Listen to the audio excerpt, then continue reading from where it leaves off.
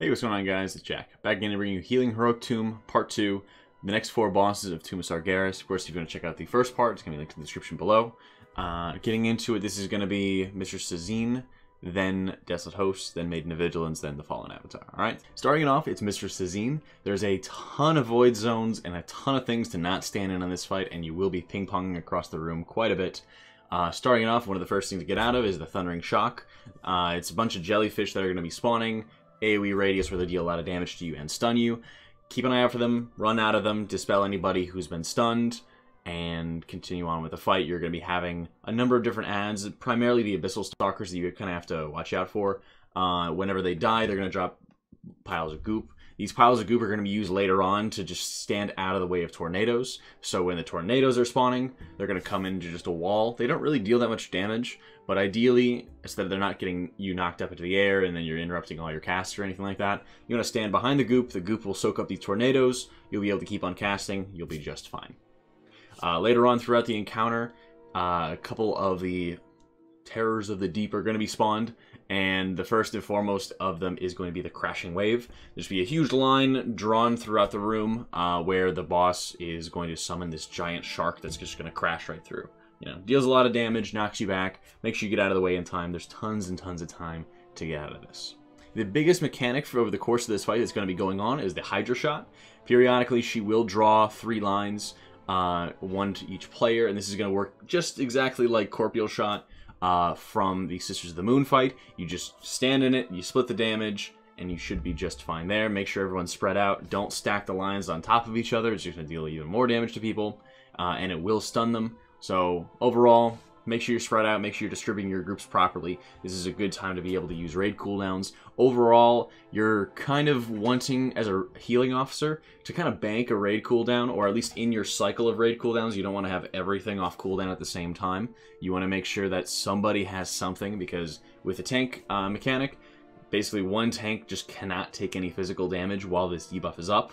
And in my experience, it happens quite frequently. So you do want to keep an eye on it. Maybe just having a rotation where you know that somebody's always going to have something available. Because if this damage goes out, it can quickly, if the tanks are messing up, it can quickly just wipe the whole group. So always kind of having your trigger finger on this. If you're walking into it and you're not really looking at, you know, a specific area or a specific set of Hydra shots that you want to be having your raid cooldown for, as long as you're making sure that there's some cooldown available to be dealing with this burden of pain if it gets out of control. If your tanks are messing up with the tank swaps and stuff like that, you should be just fine. That's really your biggest concern, so make sure you're tracking all of your healer CDs. And if you are not super concerned about your healing parses or anything like that, you definitely want to bank one just in case these burden of pains are going off, because it can wipe the group very quickly. Moving on to the Desolate Host. For this fight, you're going to be having half of your team going upstairs, half of your team going downstairs. You're going to have a couple little fonts that are going to be circled around the room that you can be using to go upstairs or downstairs in between the fight. And the idea here is that half the team is going downstairs, and if you have 5 healers for your group, I'd recommend having like 3 healers go downstairs, and then 2 of them stay upstairs, something along those lines. It's a little bit more healing intensive. Actually, it's quite a bit more healing intensive for the downstairs group than it is for the upstairs group. And the way that we went about doing this is throughout the fight, there are a lot of adds, there's a lot of spot damage that can come, but the basic things that you need to know for a healer is dispelling the Spirit Chains debuff is like one of the most important things to kind of watch out for. This is preventing other players from going up or downstairs, so definitely keep an eye on that. It's basically the only dispel that you really have to worry about over the course of this fight. Get it instantly dispelled. You will periodically get the Soulbind debuff. This debuff is going to affect one person upstairs, one person downstairs. You both need to stand at the same spot that is hopefully predetermined before you guys are pulling the boss. You stand on this marker, it'll remove the debuff, it'll remove any extra damage that you're dealing to anybody else around you. So this can deal quite a lot of damage to you, so you may want to pop a personal for it as you guys are meeting at this predetermined location. Get to that point, removes the debuff, you should be just fine there. A bit later into the fight, there's going to be the Wailing Souls channel. This channel is just going to be dealing tons and tons of damage to everybody in the Spirit Realm. Our recommendation would be to just get just about everybody out of the realm. You still will need a tank down there, and you will need probably your strongest spot healer, so usually like a Holy Pally will stay down there with the tank, and their objective is just to fill that space while everyone else avoids the raid-wide damage, goes upstairs, and helps the upstairs group with all the mechanics there. And it doesn't really change healing-wise for what you have to be doing upstairs. If you are staying downstairs during the Wailing Soul phase, your objective is just to be healing up any of the players that are going to be forced down there. They will be debuffed, and you have to be healing them up as fast as you possibly can.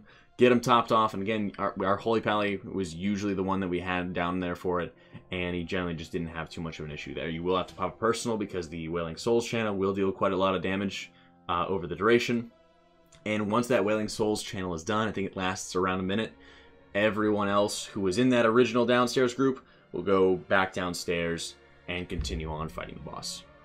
Going into the final phase, when the Desolate Host is actually active, the upstairs realm and the downstairs realm will be dealing with the boss, but in a different fashion at the same time. So there will be the Sundering Doomcast, which is a swirl that's around the boss. It's not a circle, it's more of like a swirl that is going around the boss. You need to stand as far away as possible from it to lessen the damage. This is very similar to the fight like we'll see coming up, like Fallen Avatar.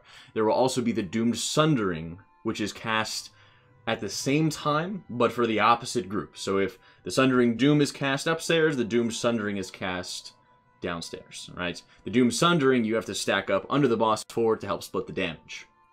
So as these are going off, make sure that you're keeping an eye on the radius below the boss to see if it's just a regular circle under him, meaning to stack in, or if it's more of a swirl, it means you need to be running away as best as you can. This is generally the time that you want to be using most of your raid cooldowns. There can be a lot of damage that's going to come out from just the adds themselves over the course of it, so just having a regular cycle as needed is generally how we went about it in the Spirit Realm phase.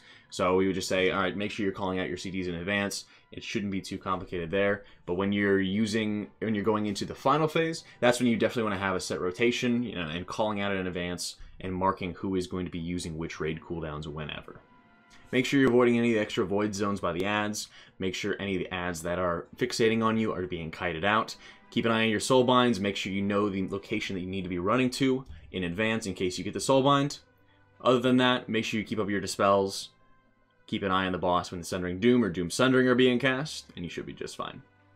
Now on to one of my favorite fights in the instance, Maiden of Vigilance. This fight is incredible, it's a lot of fun, and I just love it. I'm loving it so far, and I can't wait till Mythic gets started.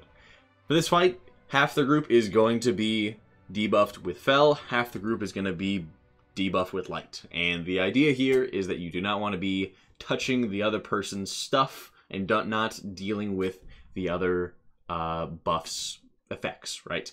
So first and foremost, you are going to be having the hammer that the Maiden of Vigilance is going to be pumping out every so often.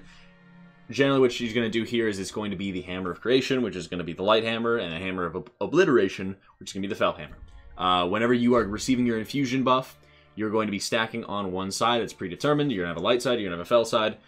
Light side is always going to go first for the hammers. So you get the Light debuff, stand on the Light side, be pretty stacked up together. Hammer of Creation is going to be going off. Everyone stand in it, split the damage. This is extremely, extremely important to be standing in it to split this damage. After each hammer, there's going to be a bit of a void zone that's going to spawn for a couple seconds. Make sure you stack up, get hit by the hammer, then move out. While this is happening, just after the Light hammer goes off, the Fel side is going to be receiving little bits and chunks of light that are going to be bouncing onto their side. What this is going to mean is that you need to really, really keep an eye on your feet, because if the Fel side stands in one of the light buffs that comes out, they are going to receive a bomb. And the bomb is just going to have a nice little ticker above their head, similar to those in Siege of Orgrimmar. And basically you have to jump into the hole, get knocked back up, and then you're continuing on the fight. It is pretty debilitating. You're not really able to do much when you jump down, get blasted up, and then you're falling back to the earth. And it really does waste a lot of time. So you will have some unavoidable bombs that she will just throw out, usually 3 at a time, but you don't want to get much more than that, or you're going to be wasting a lot of time, losing out on a lot of damage, a lot of healing, all kinds of stuff like that. So definitely watch your feet on this fight. The idea for jumping into the hole for this is you want to wait until you have maybe 10% of the ticker, a very, very small amount of the ticker left before you jump in. Jump in, make sure your back is facing where you want to go, and then you'll get blasted up. Once the boss has done hammers onto both sides, she will do these multiple times, then what you're going to be having is the pushback. She will then blow everybody back, she will teleport to the other side, stun everyone for about a second or two, and then she will put up her own shield and start launching off, well, like some Pac-Man balls. The idea here is you have 3 separate lanes, and you have little lane dividers, much like you'd see on any regular highway, that you can stand in between so that you're not touching either side. If you are Fel, you only want to be touching the Fel balls, you'll get damage and healing increases. If you're on the light side, you only want to be touching the light balls. These are not having any kind of penalties for not getting enough of them. You're only getting benefits out of this. And for a DPS, it's very, very important so that you can break the shield and not get killed. But as a healer, you are getting a healing increase, but there is risk. The biggest risk that you could receive from this is if you are light side and you touch one of the Fel balls, you're getting that bomb. And again, this wastes so much time if you are getting this bomb. And it wastes so much time, and while there is lots of pulses of damage going out, and this is generally the time you want to have your raid cooldowns going out, this, if you are getting this bomb, will just waste a lot of time, take away from your ability to heal everybody up, and it may even lead to a number of deaths. So, while most of the group is going to be stacked up into a position where they can kind of dip in and out of 2 lanes and then pick up whatever they can, this is also very risky in the fact that if one person accidentally touches a bomb, it's going to go on to everybody else. So, for me personally, I've had many fights where if I'm not confident in the group not getting the bombs on them, I will actually just stand in another lane, keep on healing, and that way I don't have the risk of getting knocked into the air by the bomb and wasting all this other time.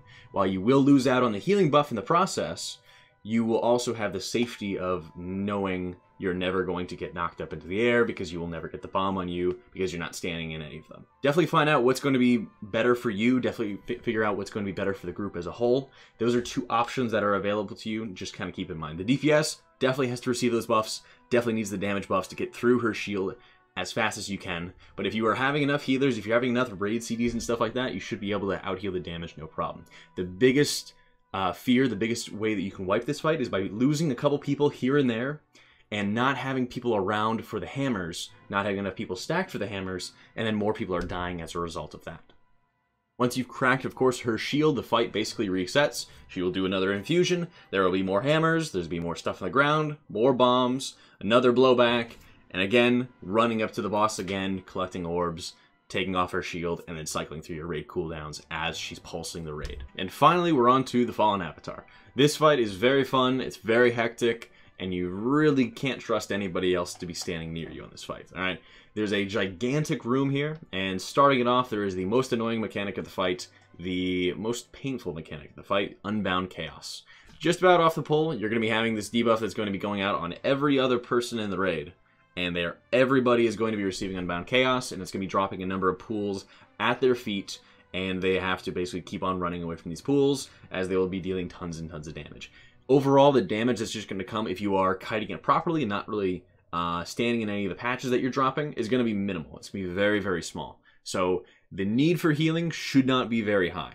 The biggest focus here is making sure that you are able to move, you are able to go stand somewhere that nobody else is going to be standing on you. And generally speaking, the melee is going to be running back into the ranged, and the ranged is going to be running either laterally, side to side, or they're going to be running back. In my experience, most people don't run backwards. As a healer, you kind of have that ability to kind of be standing wherever you need to be as long as you're in range of people. Ranged DPS, they don't want to be out of range of the boss. My recommendation, keep an eye on who is behind you and try to be using the back as more of a safer area. And generally, you'll find that it's a lot safer to deal with if you're running a little bit backwards there. Once you're dealing with the Unbound Chaos, there's going to be the Rupture Realities. This is going to be very similar to the Desolate Host, where you need to stand as far away as possible in order to take less damage. All right. Generally, if you're standing near some of the cogs in the back that are found there, you should be just fine in terms of your positioning, and it shouldn't be too hard at all to deal with. This is generally going to be the time that you're going to have your raid cooldowns going off. So coordinate with your other healers, make sure everybody's getting topped off. The biggest thing that's going to kill people is just if they're standing too close. The other big mechanic to watch out for in the first phase is the Touch of Sargeras. There's going to be a number of Fel pools that are going to spawn all the way around the room. This is one big mechanic everyone needs to jump on. Jump into them, stack, soak, much like a lot of the other mechanics that are going on in this instance. Jump in them, soak them. Make sure you have some heals ready for everybody. Nobody will die from these things if everyone's soaking some of them. There's not too many patches that are going to be spawning. Make sure you're keeping an eye on people. If you're a priest and people are slacking off, grip them in there, because it's well worth getting everybody in there, soaking the damage, not worrying about anybody dying. From there, still in first phase, the Shadowy Blades are going to come out. You'll see a bunch of little Shadow Blades that are spawning out of the boss, and they will kind of just be targeting one individual person. You are able to direct where this is going to go. It's always going to hit you, and it's going to spawn a patch of void that's going to be on the ground, and it's going to slow people. The idea here is you want to have these just out of the raid as often as you can. So if you're in melee and you get targeted by it, run it into the left or right side to the walls near melee or something like that. If you're in range, run it very far back. Make sure that you're not running side to side until you're just running straight back so everybody else can see where these blades are going. They're not going to get hit by them, because if they do get hit by them, they're going to spawn their own void patches in addition to your own. Just make sure that you know where you're going. Make sure you're running in generally just a straight line so that your blade is not moving anywhere. Get it out of the raid. You should be just fine. After you deal with a few sets of these mechanics, the boss will then break the floor, and you will go down into the final phase. He will still have his Rupture Realities ability, but now it's going to start breaking off chunks of the ground. So you will be jumping into just corners of the room so that you're able to properly break off as little as possible.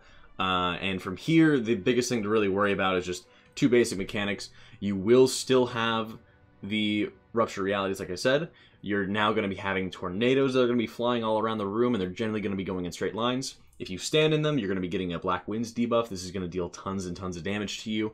And then the last thing you need to focus on is the Dark Marks. These are, again, more things you need to stand in to soak. But the added fun mechanic of this is that they knock you about a mile into the air. So make sure that you're alternating between which healers are soaking first. You don't want to have, say for example, all of your healers jumping in to help out with the first soak. If you have any sort of immunities, like a Paladin's Bubble, you can stand off to the side, wait until a couple seconds are left, bubble, and then nobody has to go in, nobody has to get knocked back.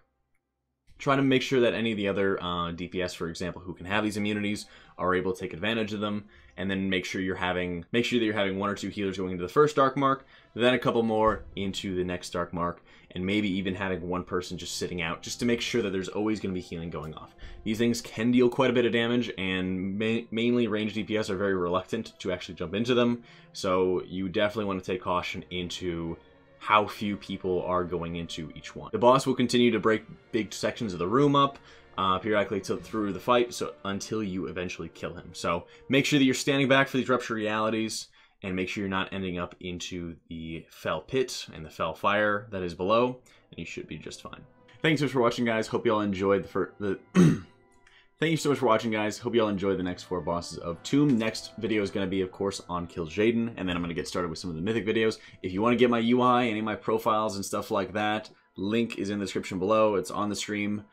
All the links are going to be there for you. The whole list is going to be there for you, all right? Again, thank you for watching, guys. Hope you all enjoyed it. Let me know what you all think, and I'll catch you all next time.